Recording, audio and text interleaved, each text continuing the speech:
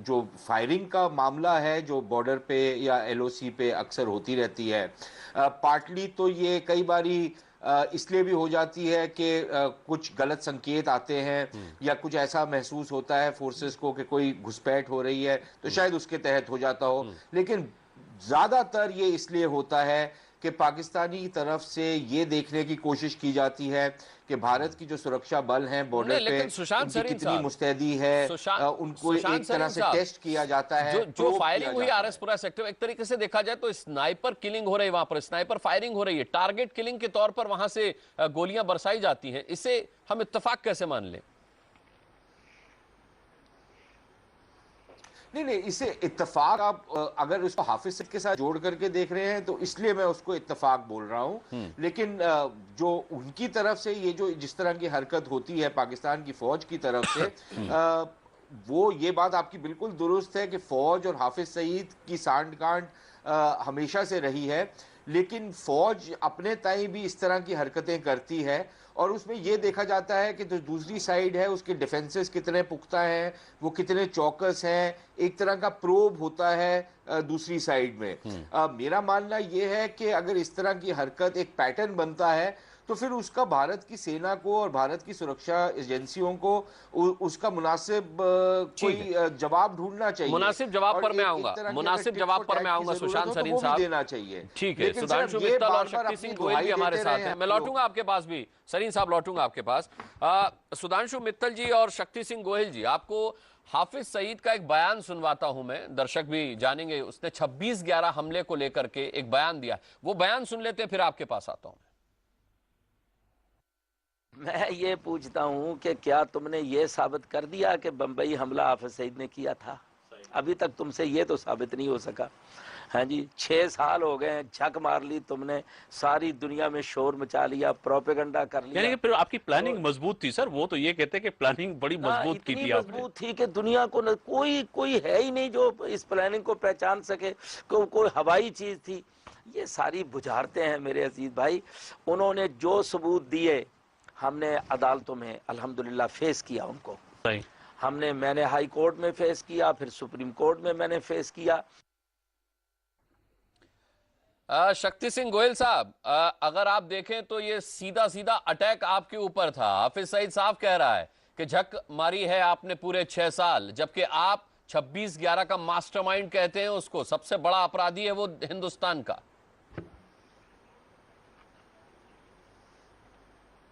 देखिए, मैं एक तो कॉन्ग्रेचुलेट करना चाहूँगा हमारे जांबाज जो भी उस वक्त आतंकवादियों के खिलाफ बम्बई में लड़े, कसाब को जिंदा पकड़ा, उसके ऊपर नार्को एनालिसिस टेस्ट हुआ और उसके बाद हम दुनिया के सामने, ये पहला ऐसा मौका था कि जब आपने आतंकवादी को एक एक्टिविटी करते हुए उसी वक्त रंगे हाथ पकड़ा है। ठीक बात। अपनी जान भी कुछ जवानों ने गंवाई पर उसको पकड़ा और उसके बाद बिल्कुल सही एक साफ पिक्चर हुआ है सामने। और इसके बाद वहाँ अगर हाफिज सईद जी मानते हैं कि मैं बिल्कुल पाक साफ हूँ और अपने आप में परेशान हो रहा हूँ, तो आइए हिंदुस्तान में फेस कीजिए हमारी इंडिपेंडेंट जुडिशरी को और निकलिए। इनफैक्ट पूरे डोजियर दिए हुए थे पाकिस्तान को, वो तो खारिज हो गए, सारे डोजियर खारिज हो गए, ठीक नहीं रहा। और मैं तो ये भी कहूंगा कि सारे डोजियर खारिज हो गए और कसाब को जिंदा पकड़ करके हमारे देश की फौज ने, हमारे कमांडोज ने अपना काम कर दिया। सरकारें अपना काम मुकम्मल नहीं कर पाई। नहीं, सरकारों ने भी बहुत अच्छा काम किया, पर जो जुडिशरी वहां की है उस जुडिशरी को सब जानते हैं पूरी दुनिया में। पाकिस्तान के लिए तो अमेरिका का भी देख लो या किसी का रवैया देख लो, वहां की जुडिशरी जिस तरह से काम करती है, वो अगर कोई इंडिपेंडेंट जुडिशरी के सामने जाते तो मैं मानता हूं कि जो डोजियर, जो प्रूफ, जो सबूत हमने दिए हैं उससे ज्यादा कुछ हो नहीं सकता है। और ये मास्टरमाइंड बिल्कुल पकड़ा जाना चाहिए। आतंकवाद वो इंसानियत का दुश्मन है। ठीक है, आज पाकिस्तान राजी ले ले पर उसको भी तकलीफ होगी और दुनिया में ये कोई नई बात नहीं, लेकिन आतंकवाद के खिलाफ लड़ना जरूरी है। चलिए गोयल साहब, मैं आपके पास लौटता हूं। वेद प्रताप वैदिक हमारे साथ जुड़ चुके हैं। वैदिक साहब, आपकी मुलाकात हुई हाफिज सईद से, क्या मैं जरा इसमें कुछ ऐड कर दूं? मैं आता हूं सरीन साहब, आपके पास आता हूं जी। वैदिक जी आप बोलिए। हाफिज सईद से मेरी काफ़ी लंबी मुलाकात हुई, करीब 1-1.5 घंटे। उसमें तरह तरह की बातें हुई, बहुत ही व्यक्तिगत किस्म की भी, कुछ उनके आतंकवादी कारनामों के बारे में भी। जिस अदालत के फैसलों की आप अभी बात कर रहे थे, उन दोनों फैसलों पर भी बड़ी तफसील से बात हुई। उनकी जो कुछ भी गतिविधियां होती हैं भारत विरोधी, और वो जो कहते हैं कि मैं खिदमत में लगा हूँ, उन सब पर भी बात हुई। और बात में सोच रहा था कि बहुत ही कहीं भयंकर न हो जाए, कहा सुनी न हो जाए, मुठभेड़ सी न हो जाए, नौबत यहाँ तक आ गई, नौबत यहाँ तक न आ जाए कि मुझे उठ के आना पड़े या शायद वहीं ढेर कर दिया जाऊं। सारी संभावनाएं थी। कई दोस्तों ने मुझसे कहा कि आप क्यों ये खतरा मोल ले रहे हैं, तो मैंने कहा जब वो भी चाहते हैं तो मैं भी चाहता हूँ, बात होगी और खुल के होगी बात। तो क्या बातचीत हुई, खुलकर क्या बातचीत हुई, आतंक के मसले पर क्या बातचीत? आतंक के मसले पर तो जो अभी आप बात कर रहे थे, मुझसे भी बराबर मुसलसल वो ये कहते रहे कि बिल्कुल बेबुनियाद इल्ज़ाम आपकी सरकार लगा रही है, और आपकी सरकार नहीं लगा रही है, ये अमेरिका के दबाव में आके आपकी सरकार से भी ज़्यादा हमारी सरकार लगा रही थी, मतलब पाकिस्तान की सरकार लगा रही थी। तो मैंने कहा अगर पाकिस्तान की सरकार आपके इतने खिलाफ है तो आप सारे पाकिस्तान में खुलेआम कैसे घूमते हैं, लगातार भाषण वगैरह कैसे करते हैं, रैली कैसे निकालते हैं? मौजूद सवाल। हाँ। तो बोले वो जो सरकार थी आसिफ जरदारी की, जिसमें रहमान मलिक हमारे गृह मंत्री थे, उन्होंने कहा वो मेरे इतने खिलाफ थे कि एक झूठा मुकदमा उन्होंने मेरे खिलाफ लाहौर हाई कोर्ट में लगा दिया। उन्होंने पिछली सरकार पर उसकी तोहमत। हाँ जी हाँ, वो ये किया उन्होंने। फिर मैंने उनसे पूछा कि आप अगर सच्चे जिहादी हैं तो जिहाद जो कुरान शरीफ में लिखा है, जो हदीसों में लिखा है, जिहाद अकबर, उसका मतलब होता है अपने जो पांचों दोष हैं, काम क्रोध मद लोभ मोह, उन पर विजय पाना, जिनेंद्रिय बनना। तो मैंने कहा आप तशद्दुद को, हिंसा को क्यों प्रेफर करते हैं, क्यों हर जगह हिंसा फैलाते हैं? तो बोले यही तो मुझ पर इल्ज़ाम है। मैंने कहा बम्बई में जो हुआ किसने कराया? बोले जब हो गया सारा तो मैं भी टीवी खोल के देखने लगा। 2 घंटे बाद मेरा नाम शुरू हुआ तो लोग मेरे नाम की माला जपने लगे, ये मैंने कराया है, मैंने कराया है। बोले आप मेरे साथ आइए, देखिए वजीरिस्तान से 10 लाख लोग भागे हैं, उनको कौन मदद कर रहा है, उनको तंबुओं में कौन खाना दे रहा है, कौन उनकी खिदमत कर रहा है? तो आतंकवादी बनाएगा ना फिर उनको? हाँ वही है कि मदरसे में, वो मदरसे भी चलाता है और भी बहुत सारे काम करता है। ऐसे ही तो कसाब को पकड़ा था उसने। जी हाँ। तो ये सब बातें हुई, लेकिन वो मुझसे कहने लगे कि मेरा तो बिल्कुल मैं पाक साफ हूँ, मेरा कोई दोष नहीं है। और शुरू में जब मैं गया तो वो काफ़ी खिंचे हुए थे, मतलब मुझे मन में ये लग रहा था कि मैं क्यों आ गया। लेकिन जब उन्होंने मुझसे कहा कि आप अपने बारे में बताइए, पहले तो उन्होंने कहा मैं आपके बहुत सारे टीवी इंटरव्यूज़ देख चुका हूँ, अखबारों में बहुत सारे आपके इंटरव्यू मैंने देखे हैं, लेकिन आपका मुझे ज़रा तारुफ कराइए। तो 2-3 मिनट में तारुफ कराया। जब मैं बोल रहा था तो वो एकदम ऐसे लग रहे थे कि सुन रहे हैं कि नहीं सुन रहे हैं, या बिल्कुल उदासीन से लगे। तो मैं फिर चुप हो गया। हाँ, लापरवाह बेपरवाही लगी। तो मुझे लगा कि अब मुझे चलना चाहिए, तो फिर मैं भी चुप हो गया। फिर उन्होंने अपने बारे में बताना शुरू किया, और अपने बारे में बताने के पहले कहने लगे नरेंद्र मोदी तो बड़ा खतरनाक आदमी है। मैंने कहा नरेंद्र मोदी ने अपने चुनाव अभियान के दौरान एक बार भी न तो मुसलमानों के खिलाफ कुछ बोला है, न इस्लाम के खिलाफ कुछ बोला है, न पाकिस्तान के खिलाफ खुद कुछ बोला है। सर्वे भवन्तु सुखिनः की बात कही है, सारे लोग मेरे समान हैं। तब उन्होंने मुझसे पूछा कि अरे नरेंद्र मोदी इतना अच्छा आदमी है तो उसने अपनी बीवी को क्यों छोड़ दिया है? तो मैंने कहा देखिए हमारे यहाँ संघ नाम की एक संस्था है, तो आरएसएस के बारे में पूछा उन्होंने बहुत। ठीक है, आपने उसको पूरा सिस्टम समझाया। सारा समझाया। मैं सुधांशु मित्तल के पास जाऊंगा, क्योंकि आपसे बातचीत करते करते हम ये तमाम सवाल उठाएंगे। सुधांशु मित्तल साहब, नरेंद्र मोदी बड़ा खतरनाक आदमी है, ये कहना है हाफिज सईद का, और वेद प्रताप वैदिक जिनसे उसने ये बात कही है उन्होंने साफ तौर पर इस बात को बताया। सवाल यह है कि अमेरिका उसके संगठन को बैन कर चुका है, उस पर इनाम रखा जा चुका है। वेद प्रताप वैदिक साहब बता रहे हैं कि वो पाकिस्तान की सरकार के खिलाफ भी शिकायतें पाले बैठा है कि भाई मेरी सरकार भी मुझको ठीक नहीं समझती। नरेंद्र मोदी को वो खतरनाक आदमी बताता है, बावजूद उसके वो पाकिस्तान में खुलेआम घूम रहा है। हमें क्या करना चाहिए? पहली बात तो यह है कि मुझे लगता है यहाँ पे नियत और नीति दोनों में फर्क है। पाकिस्तान की सरकार आतंकवाद को उखाड़ने के लिए कृत संकल्प है, ये कहती तो है, लेकिन जब वो खुलेआम घूमता है तो उसको रोकने का कोई अब सरकार को छोड़ दीजिए सुधांशु मित्तल साहब, हाफिज सईद ने कहा है कि लड़ाई आमने सामने नहीं होगी, जैसे चल रही है वैसे चलती रहेगी। ऐलान जंग कर दिया है उसने। अब सरकार छोड़िए, अब तो आतंकियों की बात कीजिए, क्योंकि मुझे लगता है कि पाकिस्तान का एजेंडा भी अब हाफिज सईद ही तय कर रहा है। हम कैसे निपटेंगे उससे? आतंकियों के साथ कैसे डील करना है, मुझे लगता है हमारी सरकार को बहुत अच्छी तरह आता है।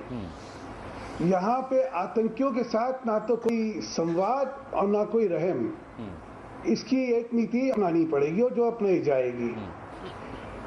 नहीं, लेकिन हम अमेरिका की तरह घर में घुसकर भी तो नहीं मार सकते ना, हमारी नीति वैसी भी नहीं है सुधांशु जी। अभी हमें किन सीमाओं तक जाना है इन सब चीजों में, ये आगे आने वाले समय में चीजें तय होंगी। आते ही वो कहते हैं ब्रावडो दिखाने से कोई राजनीति नहीं चलती, कोई कूटनीति नहीं चलती। पाकिस्तान की सरकार का रुख क्या रहेगा, हमारे साथ क्या सहयोग करेगी नहीं करेगी, या सिर्फ लिप सिंपैथी चलती रहेगी। अमेरिका ने उनको जो है आतंकी घोषित कर रखा है, उनके संगठन को बैन कर रखा है, फिर भी उसके प्रति उनमें कोई वो नहीं है उनको पकड़ने के लिए। ये सारे प्रश्नों पे इनको सबको एक साथ मिला के सोचना पड़ेगा, देखना पड़ेगा। लेकिन सुधांशु मित्तल साहब वो तो साफ कह रहा है कि हमने झक मारी है 6 साल, जितने डोजियर यूपीए सरकार ने दिए सब खारिज कर दिए पाकिस्तान ने। अब सूरत क्या बची है फिर? अब हमारे हाथ में बचा क्या? ऐसा पाकिस्तान की सरकार के साथ हिंदुस्तान का एक्सट्रेडिशन ट्रीटी है ही नहीं, पहली बात। और जब एक्सट्रेडिशन ट्रीटी नहीं है, एक्सट्रेडिशन ट्रीटी की बात नहीं कर रहे, लेकिन उसे उसके देश में मुकदमा चले, उसे उसके देश में किए की सजा मिले, हम ये भी नहीं कर पा रहे। हमारे सबूत ही खारिज कर देते हैं। नहीं, मैं आपसे इसीलिए कह रहा हूँ ना, हमारे सबूत जो हैं उसको किस रूप में पाकिस्तान की सरकार ने पेश करे, वहां पे क्या हुआ क्या नहीं हुआ, ये सारे प्रश्न ऐसे हैं जिनके बारे में कोई स्वीपिंग कमेंट करने से कोई फायदा नहीं है। प्रश्न ये है कि हाफिज रशीद जैसे आदमी के साथ हिंदुस्तान को और हिंदुस्तान की सरकार को क्या बर्ताव करना है।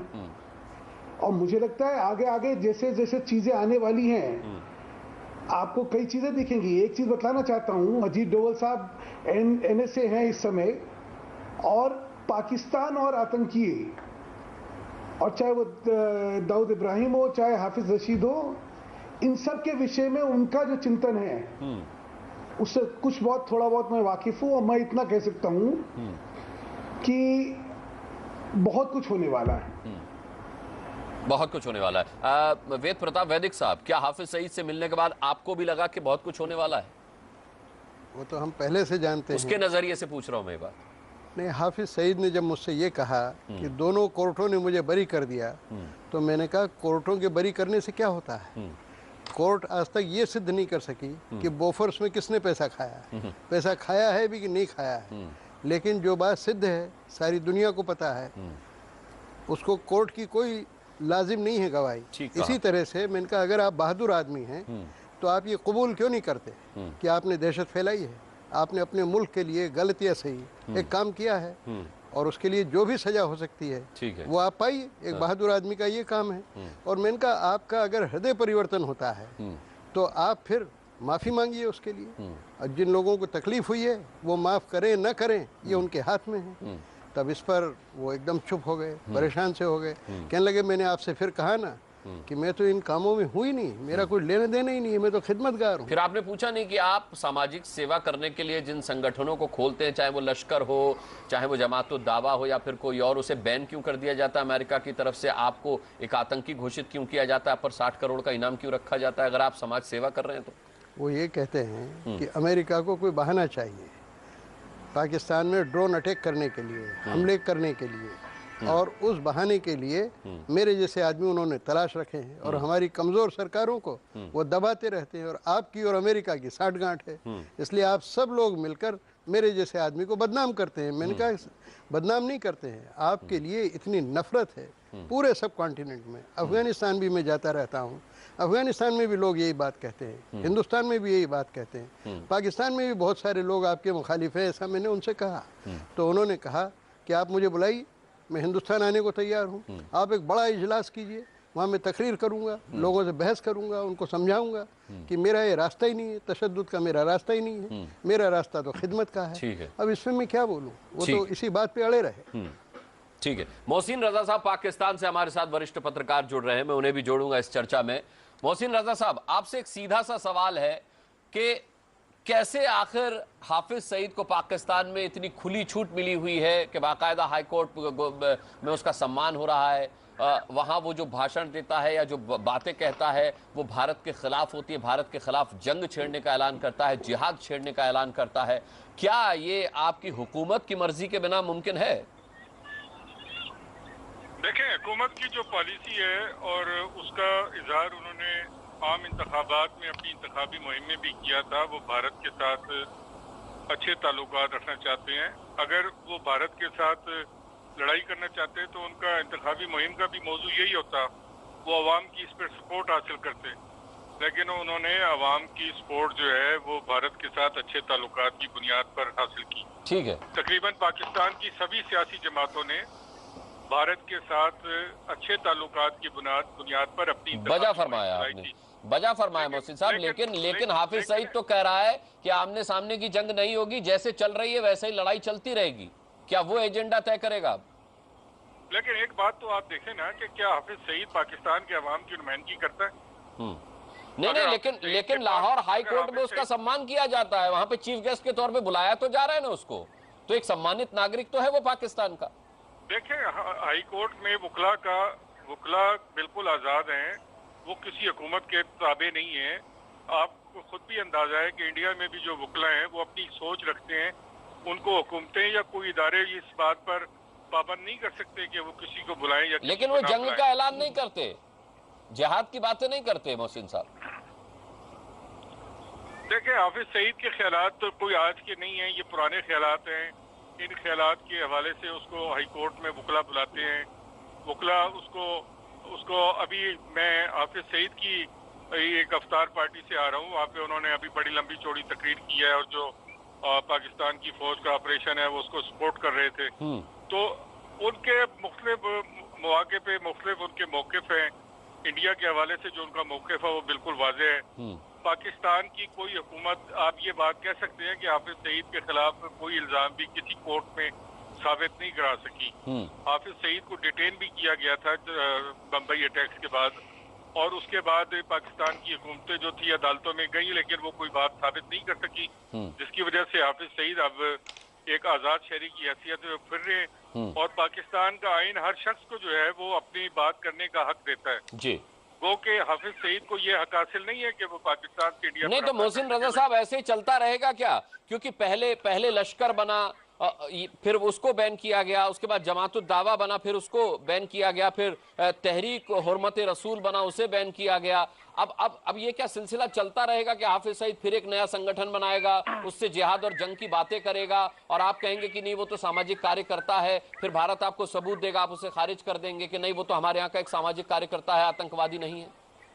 नहीं, देखें, बात यह है कि जो लश्कर तैयबा थी उसके ऊपर तो पाकिस्तान ने पाबंदी लगाई जी, लेकिन जो कनेक्शन हाफिज सईद के जहाँ साबित होंगे वहाँ हाफिज सईद के ऊपर भी पाबंदी लग सकती है। ये बात कोई ऐसी नहीं है। लेकिन बात में नहीं, तो अमेरिका ने 60,000 करोड़ का उस पर इनाम रखा हुआ है। अमेरिका अगर अमेरिका इतना सीरियस होता तो अमेरिका हाफिज सईद को ले जा सकता था। अमेरिका अगर उसामा बिन लादेन के ऊपर अटैक कर सकता है, अमेरिका अगर अपनी मर्जी की और पाकिस्तान से लोग ले जा सकता है, तो उसके लिए हाफिज सईद को ले जाना कोई मुश्किल काम तो नहीं था। हाफिज सईद तो खुलेआम फिर रहे। लेकिन नॉर्थ वजीरिस्तान में जो कुछ हुआ उसमें आप ही की कई राजनीतिक पार्टियां पाकिस्तानी फौज से इत्तेफाक नहीं रखती, लेकिन हाफिज सईद आप ही के मुल्क में रहकर आप ही का सामाजिक कार्यकर्ता बाशिंदा होकर के पाकिस्तानी फौज की तारीफ कर रहा है, जो कि आपकी राजनीतिक पार्टियों को नागवार है। नहीं, लेकिन देखें, बात यह है कि हाफिज सईद के ख्यालात पे कोई पाबंदी तो नहीं लगा सकता, ना उसको कह सकता है कि आप फौज की हिमायत ना करें। वो यकीनी तौर पर वो समझता है कि उसका जो एजेंडा है वो वहाँ पर जो तालिबान की कार्रवाइयाँ थी उससे मुत्तफिक नहीं है। तो हम उसको इस बात पे तो पाकिस्तान का कोई इदारा या हुकूमत तो मजबूर नहीं कर सकती कि नहीं आप जाके तालिबान के साथ खड़े हों। अगर हाफिज सईद का जो उनके साथ तालिबान के साथ मौक़िफ़ नहीं मिलता तो पाकिस्तान की कई दीगर मजहबी सियासी जमातों का मौक़िफ़ भी तालिबान के साथ नहीं मिलता, जिसमें जमात इस्लामी और जमीयत उलमा इस्लाम भी शामिल है, जो कि तालिबान के जानिब से मुज़ाकरात में शरीक रहे हुकूमत की तरफ से, लेकिन वो तालिबान से मुत्तफिक नहीं है, वो तालिबान के साथ नहीं है, और तालिबान के खिलाफ जो ऑपरेशन हो रहा है उसके अंदर वो गैर जानिबदार हो गए। ठीक है, ठीक है। मोहसिन साहब बने रहिएगा हमारे साथ, आपके पास आते रहेंगे, टेलीफोन पर रहिएगा हमारे साथ। सुशांत सरीन साहब, न केवल पाकिस्तान की अदालत बल्कि पाकिस्तान का एक बुद्धिजीवी अमला, एक इंटेलेक्चुअल क्लास जो है, जिसमें मोहसिन रजा साहब आते हैं वरिष्ठ पत्रकार के तौर पर, वो भी अपनी अदालत में हाफिज सईद को बरी कर रहे हैं।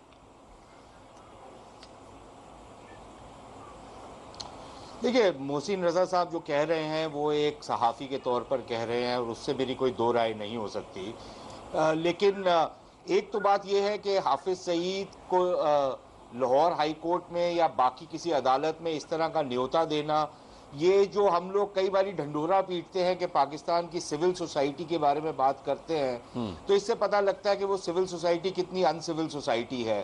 और इन्हीं वकीलों के ऊपर ये बताया जा रहा था हमारे को आज से कुछ साल पहले कि एक नए पाकिस्तान की तामीर होने वाली है, मेरे ख्याल वो पोल खुल चुकी है। मैं दो तीन चीजें आपसे अर्ज करूंगा।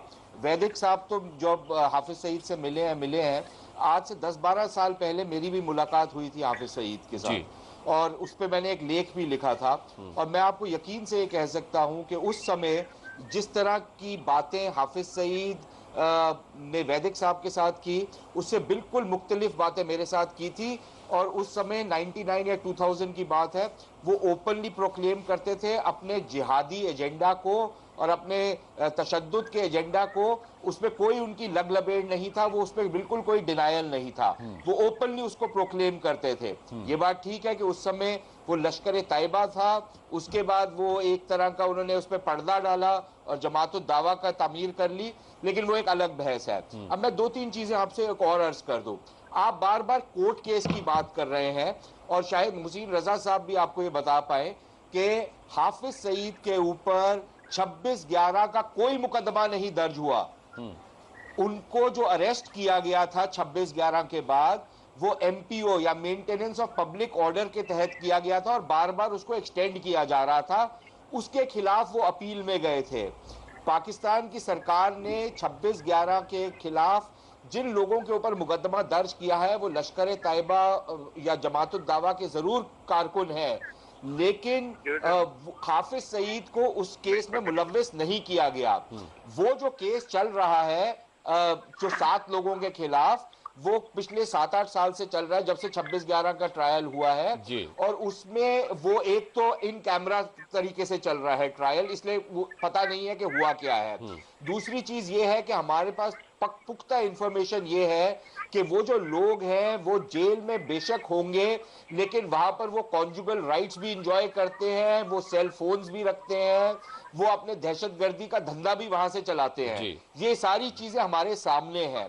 तीसरी चीज मैं आपसे एक और अर्ज करूं कि जो डोजियर्स की हम बात कर रहे हैं, उस पे जो केस चल रहे हैं वो जरूर उन लोगों के खिलाफ चल रहे हैं, लेकिन हाफिज सईद के ऊपर बिल्कुल किसी भी तरीके से हाथ नहीं डाला गया। तो ये चीजें हमारे को पहले से पता होनी चाहिए। और फाइनली मैं एक चीज आपसे अर्ज करूं कि वैदिक साहब को उन्होंने अपने स्कूलों के बारे में तो बहुत कुछ बताया है, लेकिन बेहतर होता कि वैदिक साहब उनसे ये भी पूछ लेते कि वो स्कूल में जो तरबियत दे रहे हैं लोगों को, जिस तरह की पढ़ाई करवा रहे हैं, वो कुछ जो किताबें हैं वो भी दिखा दें, जिसमें जिस तरह का जहर उगला जाता है। तो सिर्फ ये क्या मोहसिन रजा साहब नहीं जानते होंगे, लेकिन तमाम सुशांत और लोगों के क्या खिलाफ, मोहसिन रजा साहब इस बात से बच्चों का ब्रेन वॉशिंग, क्या मोहसिन रजा साहब को इस बात का इल्म नहीं होगा? सुशांत सरीन, क्या मोहसिन रजा साहब को इस बात का इल्म नहीं होगा? पूछ लेते मोहसिन रजा साहब से। हेलो जी मोहसिन साहब, जनाब, ये जो कुछ भी सुशांत सरीन कह रहे हैं कि किस तरीके की तरबियत है, किस तरीके की वहां पर जो है वो पढ़ाई कराई जाती है सामाजिक संगठन के तौर पर, जमात उद दावा की तरफ से या जो भी संगठन हाफिज सईद का है उसकी तरफ से, क्या उसका इल्म आपको नहीं है कि वहां आतंक की पढ़ाई, आतंक की ट्रेनिंग दी जाती है? देखिए, जो ऐसी ट्रेनिंग होगी वो जाहिर बात है किसी खुली जगह पे नहीं होगी। वो कश्मीर में भी काम कर रहे हैं, वो अभी नॉर्थ वजीरिस्तान की तरफ गए हैं, वहाँ पे लोगों की खिदमत कर रहे हैं। बज़ाहिर उनका जो पब्लिक पोस्चर है वो एक वेलफेयर इदारे का जमात उद दावा कर रही है, और अगर वो कहीं तरबियत लोगों को देते हैं तो उसका किसी को इल्म नहीं है उनके ठिकानों का, उनकी ऐसी जगहों का जहाँ पे वो तरबियत देते हैं, दहशतगर्दों को, वो किसी को इल्म नहीं है। कमाल है, पाकिस्तान की हुकूमत को इल्म नहीं है, वो नहीं पता लगा सकती कि वो कहाँ है, और अमेरिका आकर ढूंढ लेता है। वो जो सुधांशु मित्तल साहब कुछ पूछना चाह रहे हैं मोहसिन रजा साहब आपसे। सुधांशु मित्तल जी। मैं मोहसिन रजा साहब से एक चीज पूछना चाहता हूँ जी। रजा साहब, माना कि पाकिस्तान में हर एक को अपनी बात रखने की आजादी है, लेकिन उम्मीद ये करी जाती है कि जो लोग या जो सत्ता, जो सरकार भारत के साथ, हिंदुस्तान के साथ अच्छे संबंध बनाना चाहती है, वो कम से कम ये तो करेगी ना कि ये जो बयान इस तरह के दिए जा रहे हैं जिसमें कि भड़काया जा रहा है, जिसमें आतंकी कार्य के प्रति संकेत दिए जा रहे हैं, वैसे बयानों की खुल के निंदा करेगी, कहेगी कि ये राष्ट्रीय हित में नहीं है, ये आतंकी ख्याल जो है इसमें ये किसी समाज, सभ्य समाज का अंक नहीं हो सकते। इस तरह की कोई बात तो चाहे उनकी रूलिंग पार्टी से निकले, चाहे विपक्ष से निकले, चाहे सरकार की तरफ से निकले, मोहसिन साहब जवाब दें। लगेगा कि भाई कोई जवाब बोल रहा है। आप पाकिस्तान को एक इंडिपेंडेंट स्टेट के तौर पर देखें, आप अपने एजेंडे के मुताबिक मत देखें। पाकिस्तान की किसी हुकूमत ने किसी दहशतगर्द की, किसी हाफिज सईद की, किसी तालिबान की, किसी ऐसे शख्स की जो इंडिया के साथ लड़ाई करना चाहता है, ना उसकी सपोर्ट की है, ना उसके कभी बयान की हिमायत की है। नहीं, लेकिन हाफिज सईद तो खुलेआम घूम रहा है सर आपके यहाँ पर, जो चाहता है बोलता है, जिहाद की बात करता है, हिंदुस्तान के खिलाफ जंग की बात करता है। नहीं, हाफिज सईद मैं खिलाफत की बात कर रहा हूँ कि कश्मीर की आजादी की बात करता है, जो कि देखिए पाकिस्तान की हुकूमत का भी एक मौकिफ है, वो कश्मीर के बारे में अपना एक मौकिफ रखती है। इसी तरीके से पाकिस्तान की हुकूमत ने हाफिज सईद के मौकिफ की कभी हिमायत नहीं की। अगर आप ये कहें कि हाफिज सईद को बंद कर डाल दिया जाए तो ये ऐसा मुमकिन नहीं है, क्योंकि पाकिस्तान में हर तरह की बोलियां बोलने वाले लोग। नहीं, तो क्या आप कश्मीर के मसले पर हाफिज सईद का सपोर्ट कर रहे हैं ये कह करके? बिल्कुल नहीं कर रहे। कभी भी हाफिज सईद के मौकिफ की सपोर्ट नहीं की। कभी पाकिस्तान की किसी जमहूरी सियासी पार्टी ने हाफिज सईद के मौके की सपोर्ट नहीं की। कभी कोई पाकिस्तान की सियासी जमात हाफिज सईद के साथ नहीं बैठी, किसी भी मामले पे नहीं बैठी। कुछ मजहबी जमातों के साथ बैठी है, लेकिन पार्टी की पाकिस्तान की पार्टी है नहीं है। नहीं, वो पाकिस्तान की एक अपने आप को एक वेलफेयर एनजीओ के तौर पे, जमात दावा एक मजहबी ग्रुप के तौर पे वो अपना पोस्टर रखती हैं। उन्होंने कभी भी अपने आप को दहशतगर्दों के साथ उस तरीके से नहीं जोड़ा। लश्कर तैयबा के ऊपर पाबंदी लग चुकी है।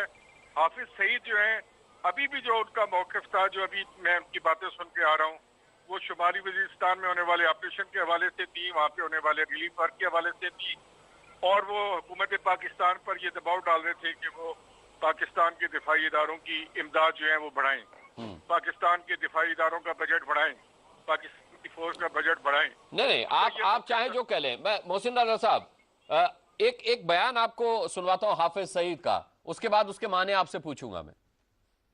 सुनिए। क्या समझते हैं कि अगर खुदा न खास्ता जंग होती है, दोनों मुल्क हम न्यूक्लियर हैं, तो जिहाद और ईमान और तकवा हम आमने सामने रखते हैं, तो जीत हमारी होगी? पहले तो मैं ये समझता हूँ कि दोनों मुल्क जब से एटमी मुल्क बन गए हैं तो ये आमने सामने की जंग तो नहीं होगी। तो जंगें तो ऐसे ही चलेंगी जो अब चल रही हैं। ये मेरा अपना ख्याल है। मोहसिन साहब, सुना आपने? जी, उनका जो हाफिज सईद का मौक़िफ़ है, देखें उसको आप जो भी मर्जी उसको इंटरप्रेट कर लें, उससे कोई हुकूमत इत्तेफाक नहीं करती। नहीं, आप बता दीजिए क्या मतलब है? मैं उनका मतलब बिल्कुल नहीं समझा। देखें, जो कुछ आप समझ रहे हैं, जो आप बात कर रहे हैं, कश्मीर में जो कुछ हो रहा है, कमाल की बात है कि आप हाफिज सईद के कहे का मतलब नहीं समझे और हमारे कहे के मतलब निकाल रहे हैं। नहीं, मैं ये कह रहा हूँ कि देखें, हाफिज सईद जो मर्जी कहते रहे, उससे कोई फर्क नहीं पड़ता। ये किसी हुकूमत की कोई पॉलिसी नहीं है, ये पाकिस्तान की स्टेट की पॉलिसी नहीं है, पाकिस्तान की अपोजिशन जमातों की ये पॉलिसी नहीं। कमाल कर रहे हैं आप। हाफिज सईद जो कहता रहे उससे कोई फर्क नहीं पड़ता, आप ये कह रहे हैं। लेकिन सवाल ये उठता है कि हाफिज सईद किस तरीके से जनभावनाओं को वहां पर भड़काता है, किस तरीके से वो जिहाद और जंग के नाम पर लोगों को ट्रेनिंग देता है, तैयार करता है। क्या इससे भी आपको कोई लेना देना नहीं है? मेरा ख्याल है कि अब वो सिलसिले खत्म हो चुके हैं। हाफिज सईद की वो कुव्वत और वो उनकी पोजीशन नहीं रही है। तो हाफिज सईद है कौन आपके मुल्क में? हाफिज सईद की हैसियत क्या है? हाफिज सईद एक मजहबी रहनुमा के तौर पर उनकी हैसियत है।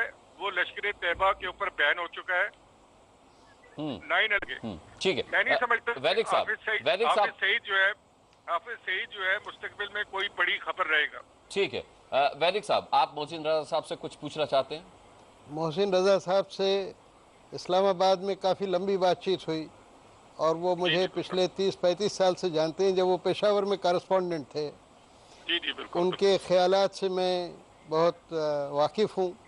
उनसे ख़ास क्या पूछूँ, सिर्फ मैं कहना ये चाहता हूँ कि हाफिज़ सईद जैसे लोगों से मोहसिन रजा साहब को सीधी बातचीत करना चाहिए जैसी कि मैंने की है। और इस तरह की खुली बातचीत करने वाले लोग अगर बराबर उनके साथ हाफिज़ सईद का साबका पड़ेगा तो मैं समझता हूँ कि उनके ख्यालात बदलेंगे। आखिर में हाफिज़ सईद कितना ही बड़ा आतंकवादी हो, वो हमारे इतिहास में तो हमको पता है, एक रत्नाकर था, डाकू था, वो वाल्मीकि बन गया। अंगुली माल था, लोगों के सिर काट के उंगलियों से अपनी माला बना लेता था उनकी मरे हुए लोगों की। बुद्ध ने उसको ऋषि बना दिया।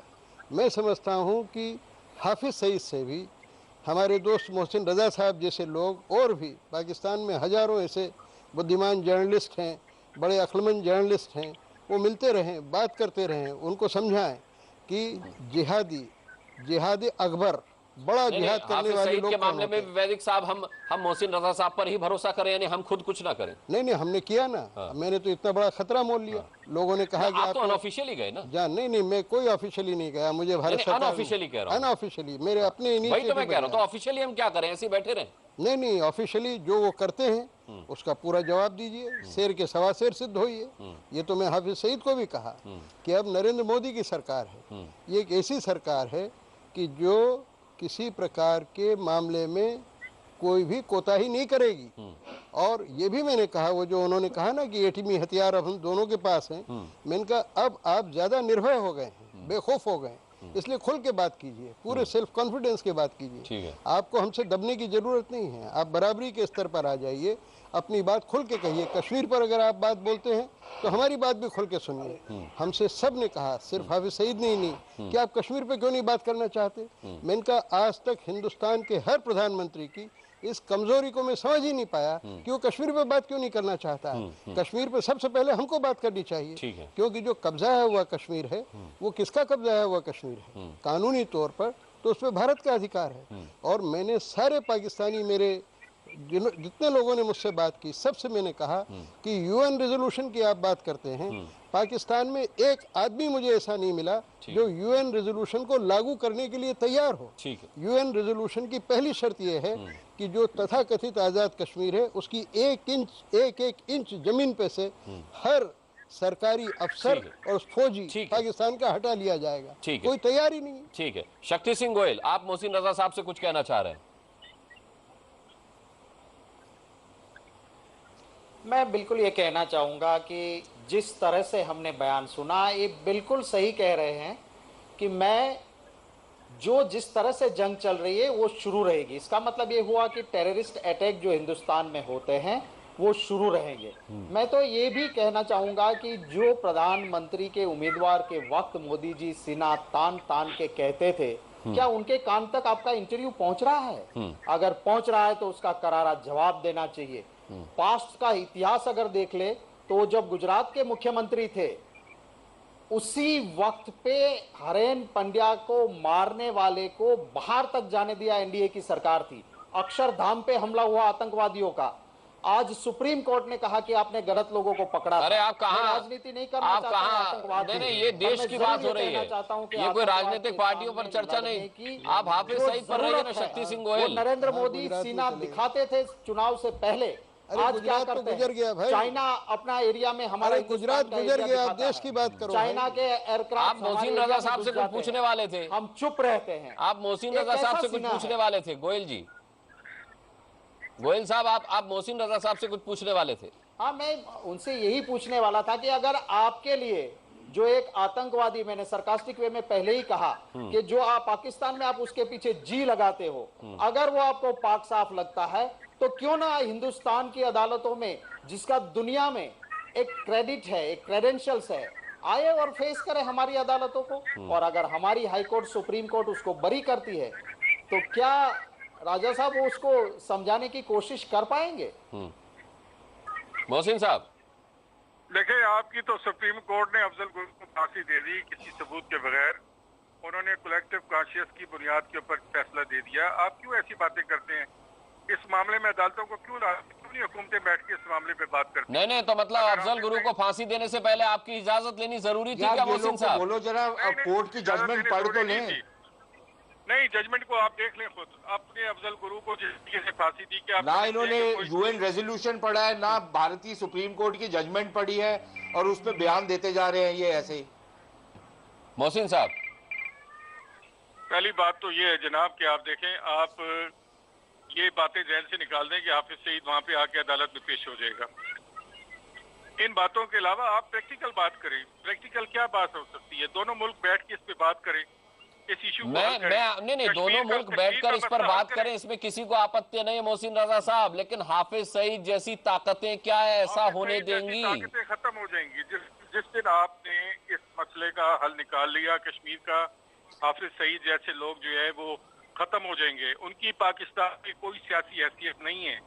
वो पाकिस्तान की किसी एक यूनियन कौंसिल के रुकन नहीं है। हाफिज सईद जैसे लोग जो है उनको अवाम ने कोई एक वोट नहीं दिया है। ये आपने उनको बहुत बड़ा हुआ बना दिया है। इस कश्मीर के इशू ने उनको बहुत बड़ी चीज बना दी है। हाफिज सईद की पाकिस्तान में कोई हैसियत नहीं है। हाफिज सईद की सियासी तौर पे पाकिस्तान में जीरो हैसियत है। आप समझते हैं कि हाफिज सईद बहुत बड़ी चीज है, कुछ चीज नहीं है। वो चंद ठीक है। मोहसिन रजा साहब, इस वक्त एक्स मिनिस्टर आपके सलमान शाह साहब हमारे साथ जुड़े हुए हैं, ex finance minister Salman Shah साहब, मैं आपसे ये जानना चाहूंगा कि हाफिज सईद लगातार जिहाद, भारत के खिलाफ जंग की बातें करता है। अभी उसका एक ताजा तरीन बयान आया है कि दोनों ही देश एटॉमिक पावर हैं, तो आमने सामने की लड़ाई तो नहीं, लेकिन जैसे जंग चल रही है ऐसे चलती रहेगी। आपके यहाँ बैठ करके आपका ये एक नुमाइंदा इस तरीके से खुलेआम ऐलान जंग करता है, क्या कहेंगे आप?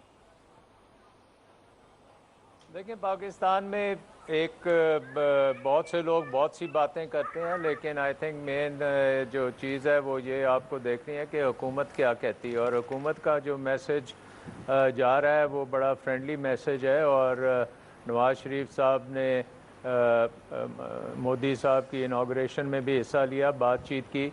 सो आई थिंक असल जो डायरेक्शन होगी वो गवर्नमेंट की होगी कि गवर्नमेंट क्या चाहती है। और गवर्नमेंट में आई थिंक इस वक्त खासी क्लैरिटी है कि पाकिस्तान और हिंदुस्तान के तल्लुकात को बेहतर करने की बहुत ज़रूरत है।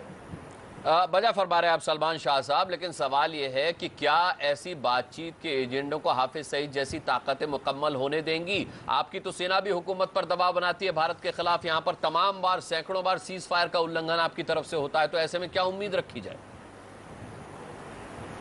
देखिए, कोई कानून की खिलाफ वर्जी नहीं हो रही। कोई अगर वो कानून तोड़ेंगे तो फिर उस पर कोई किया जा सकता है कि उसको स्टॉप किया जाए, लेकिन फ्रीडम ऑफ स्पीच है, उनके आइडियाज़ हैं, वो समझते हैं। उनकी कोई इतनी बहुत बड़ी कोई फॉलोइंग तो नहीं है, लेकिन एक नहीं, बहुत बड़ी फॉलोइंग नहीं होती तो अमेरिका 60,000 करोड़ का इनाम क्यों रखता? जी बिल्कुल, पाकिस्तानी कोर्ट्स में तो उनके ऊपर कोई कन्विक्शन नहीं हुई और पाकिस्तानी कोर्ट्स ने उनके ऊपर किसी किस्म की कोई बंदिश नहीं लगाई और ना ही पाकिस्तान ने उनके ऊपर कुछ हेड मनी रखा हुआ है। सो पाकिस्तान में जब तक पाकिस्तानी कोर्ट्स इसका नहीं लेते, कोई एक्शन नहीं लेते या पाकिस्तान में उनकी कोई कन्विक्शन नहीं होती, उस वक्त तक उनको आज़ादी है कि जो वो अपना ख्याल नहीं, आप ये कहकर अगर हाफिज सईद की वकालत कर रहे हैं तो फिर हेड प्राइस पर आपने विरोध क्यों नहीं जताया? अमेरिका ने साफ तौर पर आतंकी संगठन कह के उसके संगठन को जमात-उद-दावा को बैन कर दिया, उस पर हेड प्राइस लगाया, तो आपने इसका विरोध क्यों नहीं किया? फिर इसकी मुखालफत क्यों नहीं किया आपने?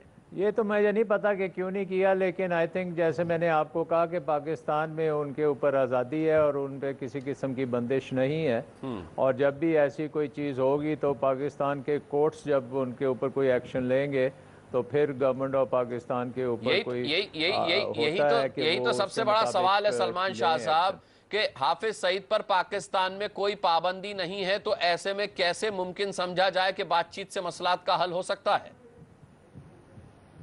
देखिए, पाकिस्तान और हिंदुस्तान की जो बातचीत है ये बहुत इम्पोर्टेंट है। 1.5 बिलियन लोग हैं इस साउथ एशिया सब कॉन्टिनेंट में, और ये दोनों हुकूमतों को एक लीडरशिप दिखानी पड़ेगी, ओनरशिप करनी पड़ेगी और डायलॉग को आगे बढ़ाना पड़ेगा। फॉरेन सेक्रेटरी जब करते हैं तो एक रोड मैप लगाना पड़ेगा और फिर ये चीज़ें सारी उस डिस्कशन में डिस्कस हो सकती हैं, और कॉम्पोजिट डायलॉग एक जो पहले चल रहा था उसको बहाल करना पड़ेगा।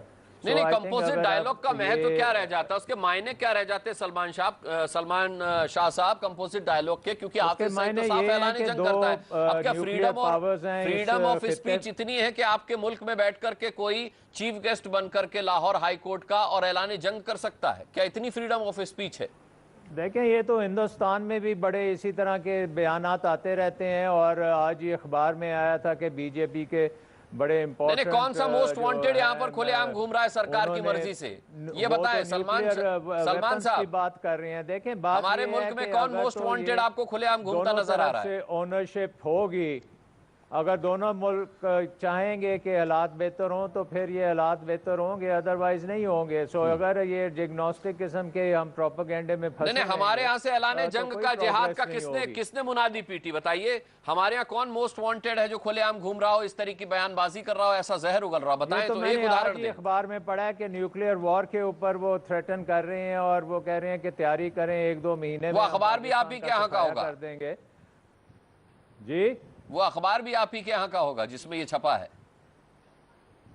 ये तो अब मैं नहीं कह सकता कि वो हमारे अखबार में इंडिया से ये खबर ओरिजिनेट हुई है, और आई थिंक ये जो है ताड़ी दो हाथों से बजती है, और जब तक दोनों साइड से कोई नहीं होगी ओनरशिप और एक क्लियर कट डायरेक्शन नहीं होगी, दोनों गवर्नमेंट्स को एक बड़ी क्लैरिटी देनी पड़ेगी ताकि ये पाकिस्तान और हिंदुस्तान के तल्लुकात जो हैं सही सिमत में चले। ठीक है। अभी नई गवर्नमेंट इंडिया में आई है, इससे पहले हमारी गवर्नमेंट भी 1 साल पुरानी है। दोनों ने अभी तक क्लैरिटी से पाकिस्तान में तो ठीक है, आपने कहा ताली दोनों हाथों से बजती है, लेकिन अफसोस की बात यह है कि हम ताली बजाने को तैयार हैं, लेकिन आपका हाथ खाली नहीं है, आपके हाथों में तो बंदूकें हैं। सुधांशु मित्तल, आखिरी सवाल आपसे मैं करूंगा क्योंकि मेरे पास चर्चा का बिल्कुल समय नहीं है, कि ठीक है नवाज शरीफ साहब शॉल ले गए और उन्होंने वहां से साड़ी भेज दी, क्या बात इससे आगे भी बढ़ेगी? जी, ये तो अब हिंदुस्तान पे डिपेंड करता है क्या आगे देखिए होता है क्या की मीटिंग्स जो होंगी। नहीं, या फिर हाफिज सईद के ऐसे बयान ऐलान जंग के हमको सुनने को मिलते रहेंगे? ऐसा बयान ऐलान जंग के वो कुछ भी करते रहे, कुछ करने दीजिए, उसका जवाब क्या होगा उससे सरकार की नीति दिखेगी आपको। ऐसा है, पाकिस्तान की तरफ से हम उम्मीद करते हैं कि इनकी रियाया और इनके हुक्मरान जो हैं, मैं तो सलमान साहब बैठे, सलमान साहब से ये कहना चाहूंगा, सलमान साहब कम से कम आपके मुंह से मैं सुनना चाहता हूं कि आप इस बयान की निंदा करिए। आप कहिए कि ये जो कह रहे हैं बिल्कुल गलत है, नहीं आ रही, आवाज मीडिया है।